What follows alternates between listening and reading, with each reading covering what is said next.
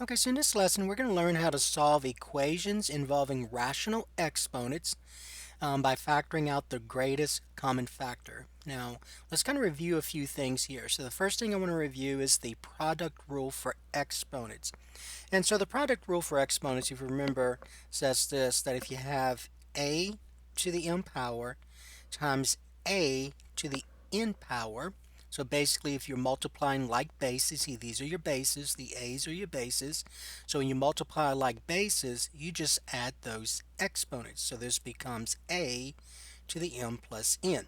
All right, so for example, if we had x to the 2/3, so notice what I mean by rational exponent in our situation here that you're going to see is that the exponent is a rational number. So 2/3 is a rational number. So you have this rational exponent. So I have x to the 2/3 times x to the 1/2.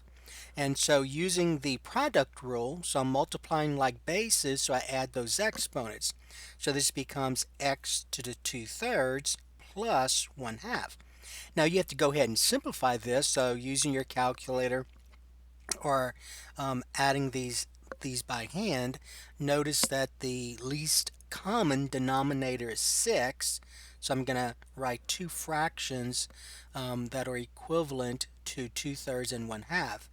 So 2/3, I want my denominator to be 6 here, so I'm going to multiply the 3 by 2. But remember what you do to the denominator, you do to the numerator. So 2 times 2 is 4. So 2/3 is equivalent to 4/6.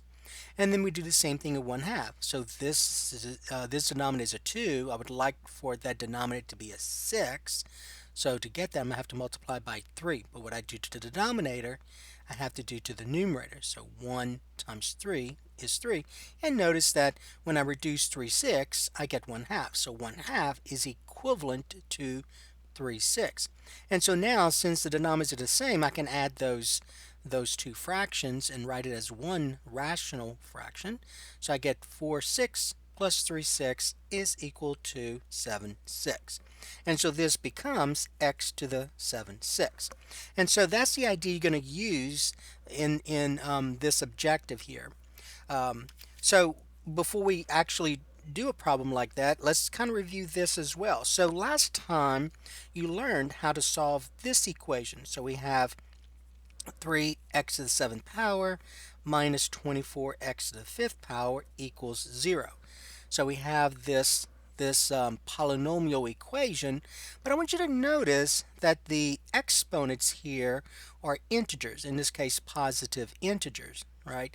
And so to solve this polynomial equation, we did this by using the greatest common factor, okay, the GCF, the greatest common factor. And so you have two terms here, and so if you look at the coefficient 3 and this coefficient negative 24, besides the factor 1, 3 goes into 3 and 3 goes into negative 24. So my greatest common factor for those coefficients is 3.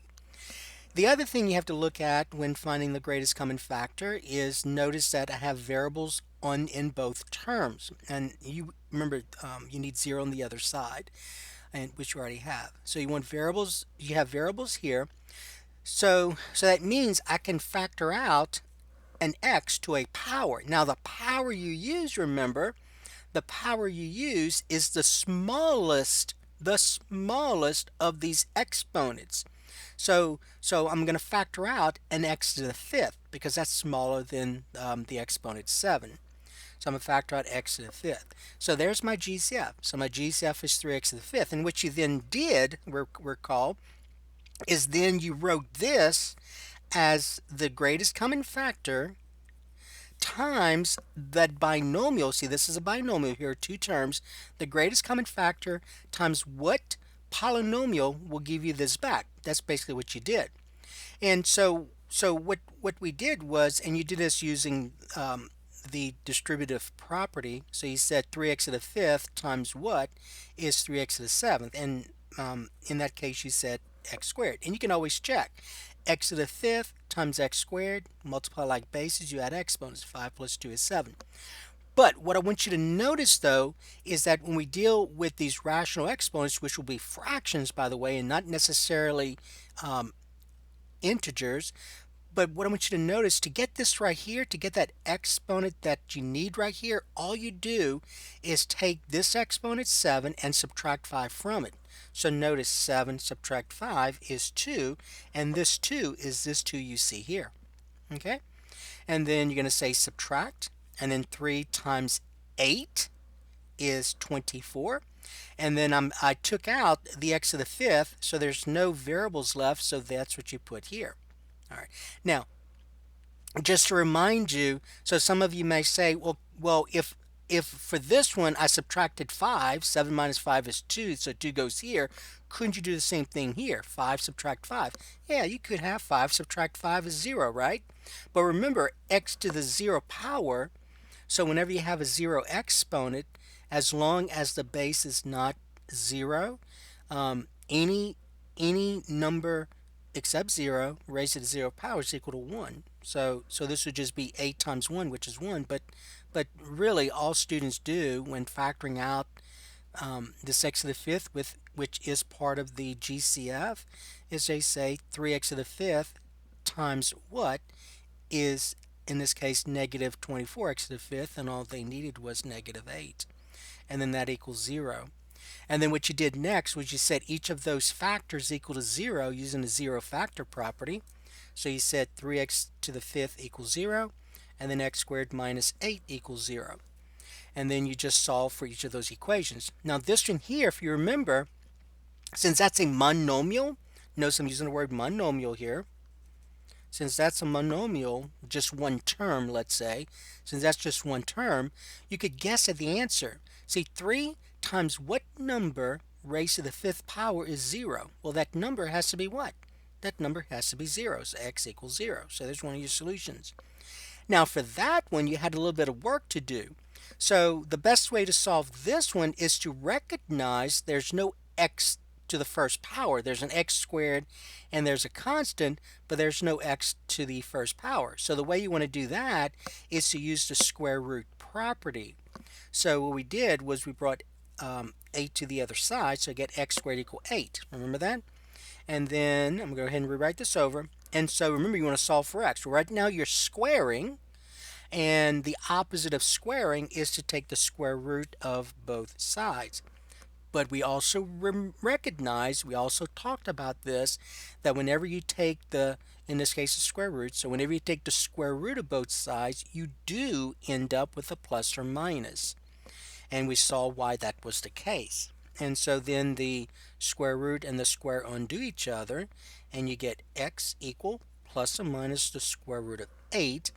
And then you went through the simplification process. So remember, you can simplify the square root of 8. The largest perfect square that goes into 8 is 4. So I'm going to go ahead and rewrite this as the square root of 4 times the square root of 2, because the square root of 8 can be written as the square root of 4 times the square root of 2. And since 4 is a perfect square, the square root of 4 is 2, so get 2 square root of 2. And so then we got x equals plus or minus 2 square root of 2. And so this equation here, this equation has 3 solutions. So my solutions are, you'd say x equals 0, x equal plus or minus, you can say like plus or minus 2 square root of 2, just like that. Or you could say, you could write it out in 3 separate solutions, 3 distinct solutions. You could say x equals 0, x equal 2 square root of 2, and then x equals negative 2 square root of 2. All right, so that was a review from last time. Now this idea is going to help you with what we need to do here. So let's look at an example. So we're going to write this as examples, and so examples, and the directions will say solve each equation by factoring. Solve each equation by factoring. All right, so number 1, we have 3x cubed minus 21 x to the 5 halves equals 0. All right, so notice the difference between this and something you've had previously. So this type of equation you had last week. Notice the exponents. The exponents from last week, those were integers. And so to find the GCF, in terms of those variables, to find the GCF, you used the variable with the smallest exponents, 7 and 5, right? So you used 5. The same idea here. Nothing different except you have rational. Now, by the way, these are rational exponents, but we tend to say those are integers, or in this case, whole numbers. But they are rational exponents because I can write this as 7 divided by 1, 5 divided by 1. But you all know that 5 halves is not an integer, right? Because that's not a whole number. Um, so 5 halves is technically a rational number. 3 is also a rational number, but it's also an integer. It's also a whole number. Okay, so the first thing you want to do is find the GCF, just like we did the last time. So let's go ahead and find the GCF. So we're going to start out with the coefficients. This is a 3. This is a negative 21. So the factors that go into 3 and negative 21 are 1 and 3, right? So you want to use the greatest of those, though. So the greatest is 3. Okay, now what I would do with this is remember you have variables on both terms, so you want to take out the one with the smallest exponent. So some of you, when you're dealing with fractions, you have a little bit of issue trying to compare something that looks like a fraction with something that looks like an integer. So what I would do is just take your calculator out, just do this, and you say 5 divided by 2. So 5 divided by 2 is 2.5, right? So 2.5 is smaller than 3. So therefore my GCF is going to be x to the 5 halves power. That's going to be my GCF. So you remember, you always take the one with the smallest exponent. 5 halves is smaller than 3. So my GCF will be 3x to the 5 halves. So just like this one from last week, once you found the GCF, then you wrote it as the GCF, see that? The GCF times some polynomial that will give you this back. Okay?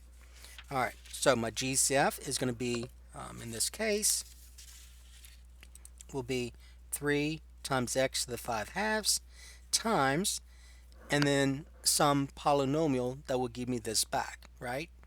Okay, so let's look at this. Now, this is going to be a little bit trickier, right? This one was easy right here because all of you can look at this and say 5 plus what is 7. So you knew that 5 plus 2 is 7. This one's a little bit tricky, right? So 5 halves plus what is 3? Some of you have a little difficulty with that. So be on the safe side. What I would do for that one, just like you could have done here, and we kind of did that, you'd say 7 subtract this exponent that's in the GCF. 7 subtract 5 is 2, and that goes here. So let's do the same thing. So I'm taking out a 5 halves from this 3, right? So you're going to say 5 halves, or rather, let's do 3 subtract 5 halves. So 3 subtract 5 halves. So that's 3 over 1. Then you're going to find the least common denominator, which is 2. So you're going to write 2 fractions with the denominator being 2. So 3 divided by 1 is equivalent to 6 halves. Because remember, this is a 1, I want a 2, so I'm going to have to multiply both the numerator and denominator by 2. So 2 times 3 is 6. This is already a 2. All right, so that means that 5 halves is equivalent to itself. So therefore, we have 6 halves minus 5 halves is 1 half, and that's what goes here. So 3x to the 5 halves times x to the 1 half is going to give you this right here. 5 halves plus 1 half is 3. All right, and you can check it. Use your calculator. Watch. 5 halves, watch. 5 divided by 2 plus 1 divided by 2 equals 3. And then if you didn't want to do the work here, you just wanted your calculator to do this, you could have said 3 subtract 5 halves. So 3 subtract 5 divided by 2 equals 0.5. You just have to recognize that 0.5 or 5/10 is 1 half. Okay? And then on this calculator, On this calculator, you could convert, and that's a calculator I asked you to purchase, but in this calculator, you can convert this decimal to a fraction. See right here where it has that PRB, right above there, it says fraction to decimal, decimal to fraction. To get to it though, you got to press that second button. So you're going to say, once you get to that, you're going to say second, and then press PRB right here, and then press equal, and you get 1/2. And that's what you get. So that's 1/2 right here. And then minus, and I want you to notice, see, you factored this out, right? So this right here is what you factored out. So that becomes a 1. And then 3 times 7 is, so 3x to the 5 halves times a negative 7 is going to be negative 21x to the 5 halves. And so now what you're going to then do is you're going to set each of these factors equal to 0 like you did with the ones you did last week. So let's go ahead and do that. All right, so we're going to go ahead and set each factor equal to 0. Okay, now before we go on, I just want to mention this. See this x squared minus 8 here? That x squared minus 8 is considered a polynomial. Now, this right here is not a polynomial, although the way the process we go through here is the same for each case. But I just want you to recognize that this whole thing here is a polynomial, but this is not, because remember, a polynomial, just to remind you, a polynomial, all of those exponents have to be integers. Well, 5 halves is not an integer, but the properties that we use, still apply. All right, but don't think um, that these are polynomials when in fact they're not. But you're going to solve it the same way you did with this polynomial equation here.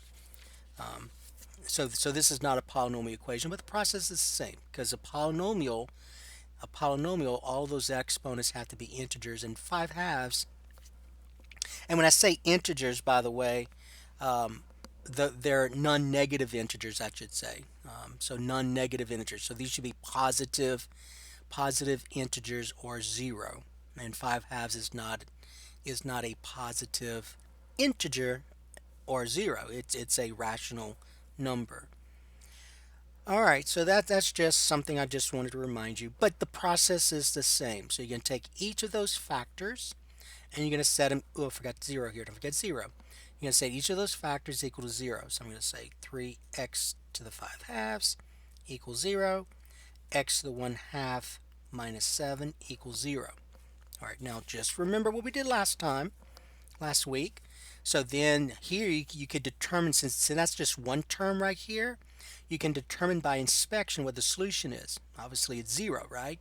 And then over here, since there's no x to the first power, we just got the x squared by itself. The same thing here. Look, 3 times what number raised to the 5 halves is 0? Well, in order for this term to be 0, to equal 0, then my variable has to equal 0. So therefore x is 0. That's easy, right? Over here, just like we did here, you want to get that x term by itself, in this case x squared. All right, over here, it's going to be x to the first power. So I'm going to get x to the 1/2 is equal to 7. Okay, now, here's where we got to remember some things. So in this case, to get x by itself, you got to recognize, to get x by itself, I'm squaring, and the opposite of squaring is to take the square root of both sides. Okay? All right, now,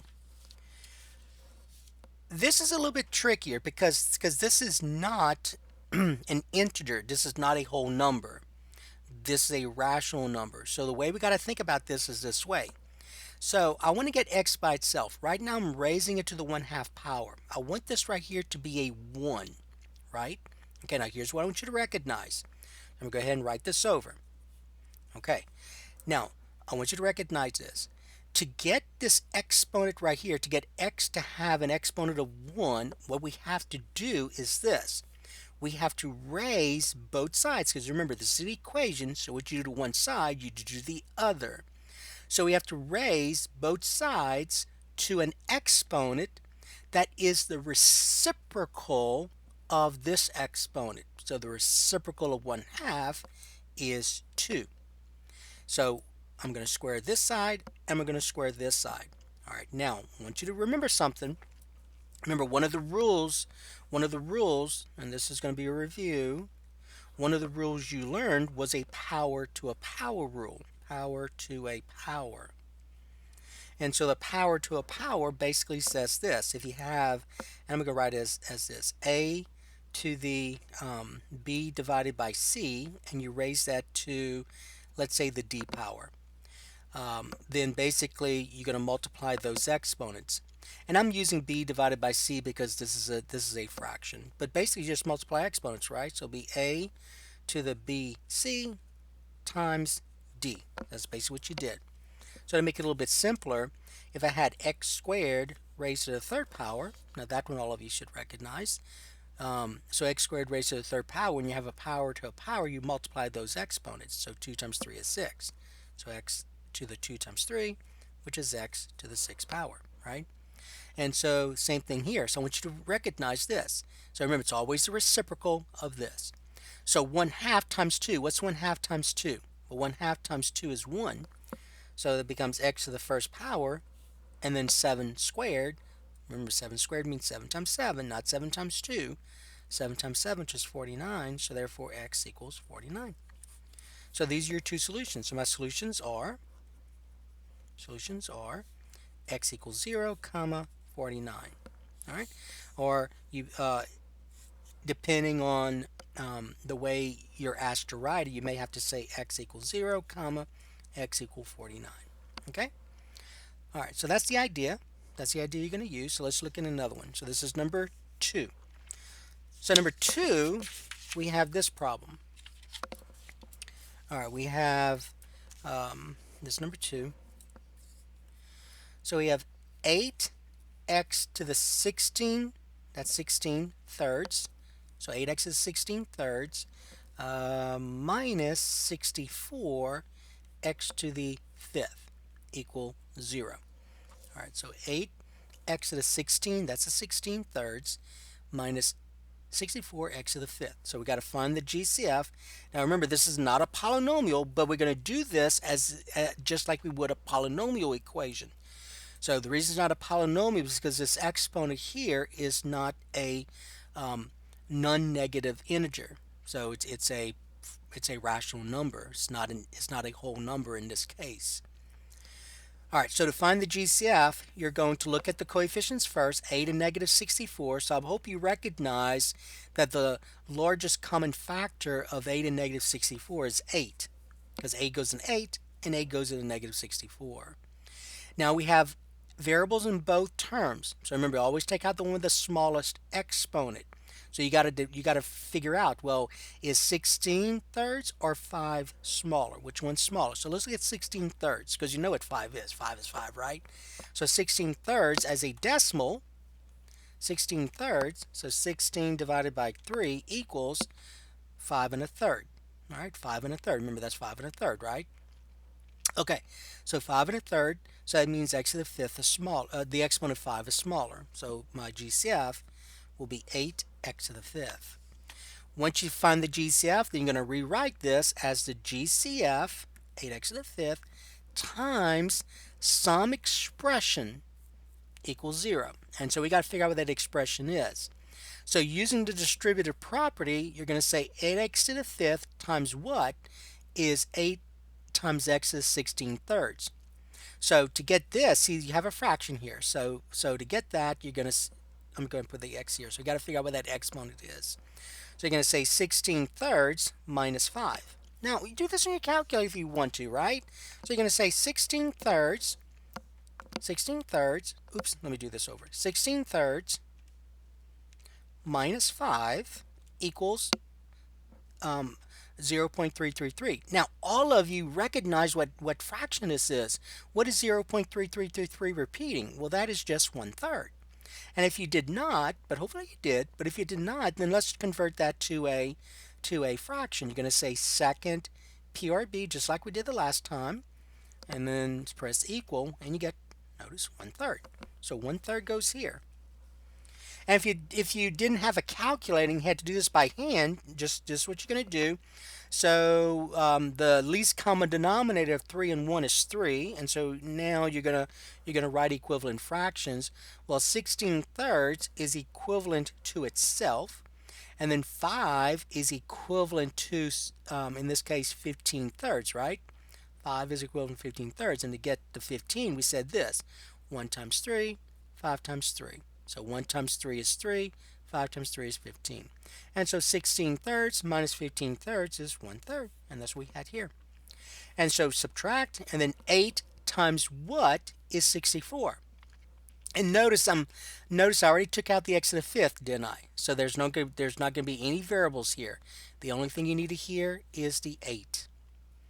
And then just like the last time, now we're going to use the zero factor property. So we have two factors whose product is 0, so one of these must be 0. So we're going to set each one equal to 0, just like this. So there's the work you're going to show.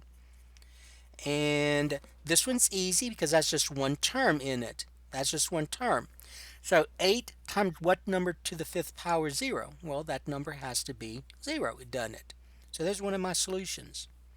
Over here, we're going to, since that's the only variable I see, I'm going to go ahead and add 8 to both sides. So I'm going to get x to the 1/3 equal 8. Just like the last time, so let's kind of remind ourselves, I want to solve for x. I want to find out at some point what x equals, right? X to the first power. That is not x to the first. That's x to the 1/3. So I got to get x to the first, though. So the process is this.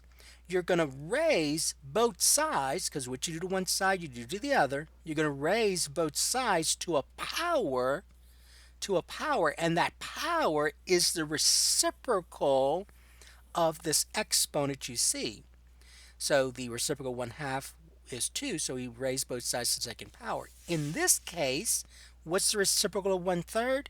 The reciprocal of 1/3 is 3, right? So we're going to raise both sides just like this. We're going to raise both sides to the third power. And then we're going to use the power to a power rule. 1/3 times 3 is 1, so there we get that x. And then 8 to the third power, use your calculator, 8 to the third power, 8 raised, 8 raised to the third power equals 512. So there's your two solutions. So my solutions are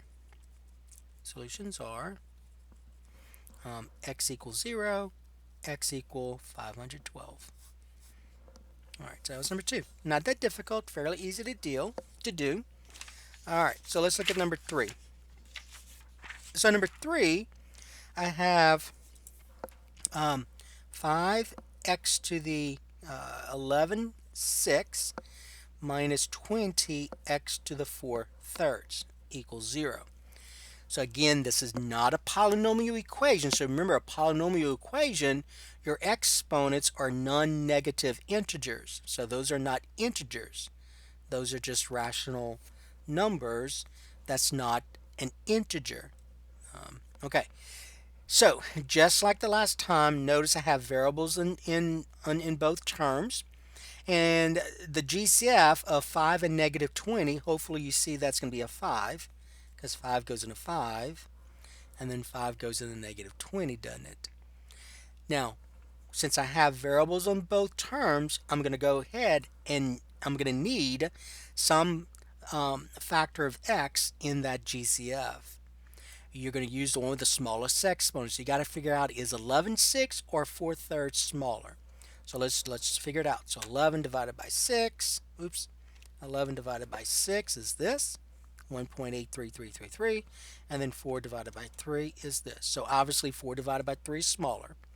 So then my GCF is going to be 5 times x to the 4/3.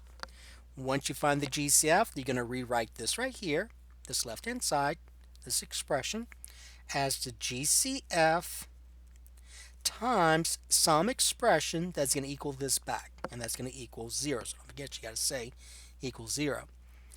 Alright, so then you're going to say 5x to the 4th, so using the distributive property, 5x to the 4th times x to what power is 5x to the 11th, right? So to get that exponent, just do this. You're going to say 11 6 subtract 4/3. thirds. Okay, you have access to calculator, don't you? 11 divided by 6, subtract 4 divided by 3 equals 0.5. Well, what's 0.5? What fraction is that?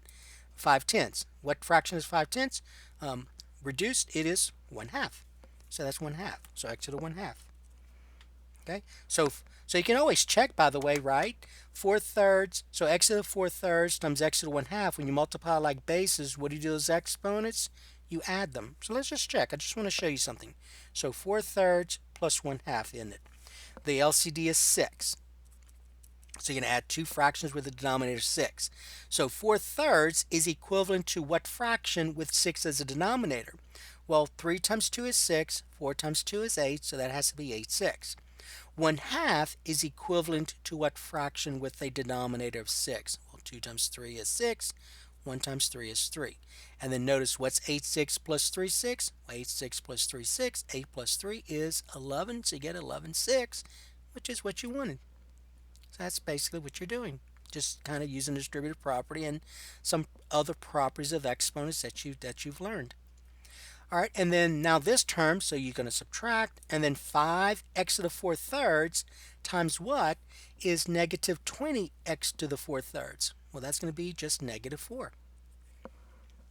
And then now you're going to set each factor equal to 0, so you're going to say 5x to the 4 thirds equals 0, x to the 1 half minus 4 equals 0. Since that's just one term, the only way that this term can equal 0 is if x is what? If x is 0. So you did that by inspection. Now this you're going to have to do a little bit of work, but it's doable. So let's get x to the 1 half by itself, just like this. So we're going to get x to the 1 half equal 4. But remember, I want to solve for x, right? I want to solve for x to the first power. Well, that's not a first power. That exponent here is a rational number. So that's 1 half. But now we know this. We know that if I want this to be a 1 right here, I'm going to have to raise both sides to a power, and that power, that exponent, is the reciprocal of this exponent here. So the reciprocal of 1 half is 2, so I'm going to square both sides. And then 1 half times 2 is 1, which is what I wanted, and then 4 squared means 4 times 4, which is 16. So my solutions are x equals 0 and x equals 16. All right? Okay, let's do one more. So one more. So this will be number 4. So number 4, we have x to the 25 twelfths minus 5 x to the 7 fourths equals 0. So x to the 25 twelfths minus 5 x to the 7 fourths equals 0. So we're going to have to find the GCF first. And notice this coefficient's a 1, this is a negative 5, so the GCF is a 1 here, right? 1 times. And then I notice I have variables on both terms, so I need to use the one with the smallest exponent. So using our calculator, we have to kind of determine which one's smaller, 25 twelfths or 7 fourths. So if I do 25 twelfths, 25 divided by 12, I get that. If I do 7 divided by 4, I get that. So 7 divided by 4, smaller. So it'll be 1 times x to the 7 fourths, which is just x to the 7 fourths. So my GCF is just x to the 7 fourths. So we're going to factor that out. So that's the next step. So you're going to say x to the 7 fourths times some expression is going to equal 0. So I got to figure out what that expression is.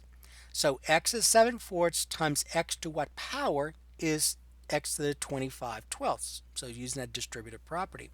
And basically, remember, all you're doing is just taking that exponent, subtracting 7 fourths from it. So 25 twelfths minus 7 fourths, right? Use your calculator. Use your calculator. 25 divided by 12 minus 7 divided by 4 is this. And then all of you know what 0.333 repeating is. That's what fraction. 1/3.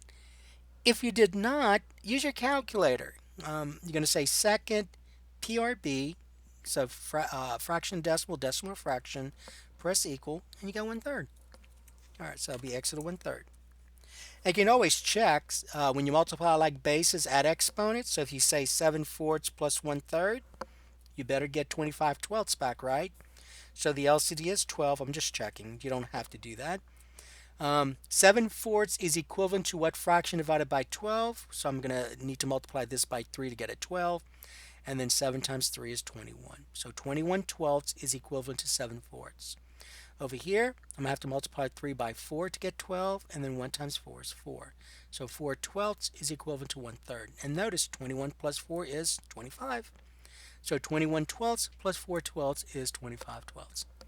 And then x to the 7th times what is negative 5x I didn't mean x to the 7th. X to the 7/4 times what is a negative 5x to the 7/4? Well, that's just minus 5. All right, so we factor this correctly. Now we're going to set each factor equal to 0 because I'm multiplying these two factors and their product is 0, so one of them has to be 0. So x to the 7/4 equals 0, and then x to the 1/3 minus 5 equals 0. This one's easy, so you just have one term here. So what number raised to the 7/4 power is 0? Well, the only way that can be a 0 here is if x is 0. So you did that one by inspection, no work at all. Over here, to get x by itself, let's go ahead and get x to the 1/3 by itself. So that's x to the 1/3 equal 5. And remember, I'm going to go ahead and rewrite this over. So remember, I want to get x by itself, right? X to the first power. Well, that exponent is a 1/3. So in order to get this to be a 1, I'm going to have to use the fact that to get that to be a 1, I'm going to need to multiply, or I'm sorry, not multiply, but I'm going to raise both sides of the equation by an exponent that is equal to the reciprocal of 1/3.